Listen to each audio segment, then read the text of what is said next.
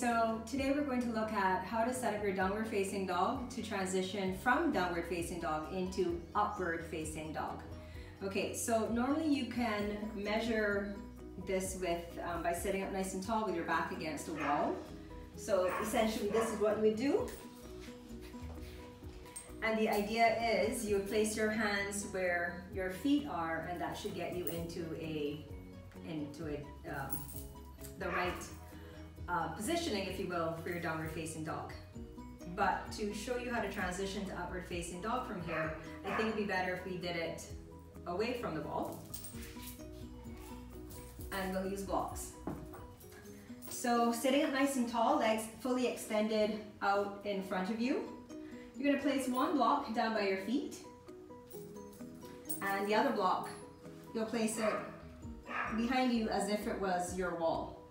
So when I stand up, so my arms are gonna be up. If you look at this closely, this is actually, if you bend your knees or if your legs are straight, this is actually your downward facing dog position. So it's like this upward, upside down V.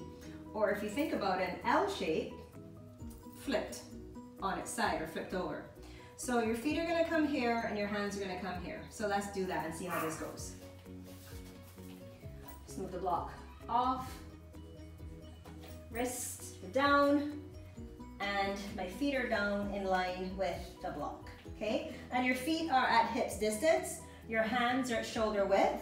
You are pressing into the bridge part of your hand, booting down the base of your index finger, and pressing into your fingertips. You're moving your biceps to face up, shoulder blades should be flat on the back of your rib cage, neck is nice and loose, and you can bend your knees. Your feet do not have to touch the floor in downward facing dog, especially if your hamstrings are super tight.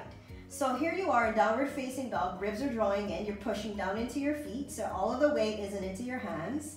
From here you will shift forward into a plank position. Okay, so now your wrists are right underneath your shoulders and you're looking straight down between your thumbs, legs are still fired up. From here now you can shift forward a little bit and then lower down into chaturanga, and then flip your toes and press down into your mat, extend your elbows and lift your chest up into upward facing dog.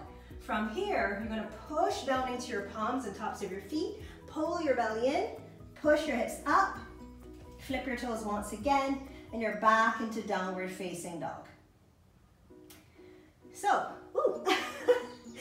hello Miko. So basically, you want to be able to transition from one to the next without having to move your hands or your feet. So if you get your foundation set up right to begin with, that should be easy to do. So I'll show you one more time. You're sitting down, you place one block behind you, one block by your feet. All right, Miko. Hi everybody, this is Miko. So my wrists, I've got them in line with the block here, fingers spread nice and wide. I like to call them starfish hands. Feet are in line with the block, or in this case, Miko. A little bit of a bend in my knees because my hamstrings aren't really that warm, and even so, it feels good. Okay.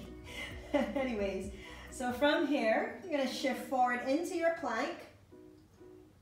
Shoulders are over wrist. Move your biceps forward again if you need to. Shift forward a little bit. Lower into chaturanga. Press up, extend strongly through your elbow squeeze. Lift your heart up, pull your belly in, and then push up and back. Downward facing dog. And there you have it. Hope that helps. If you have any questions, let me know and I'll see if I can break it down a little bit further for you. Okay? Thanks for watching. Hey, Miko.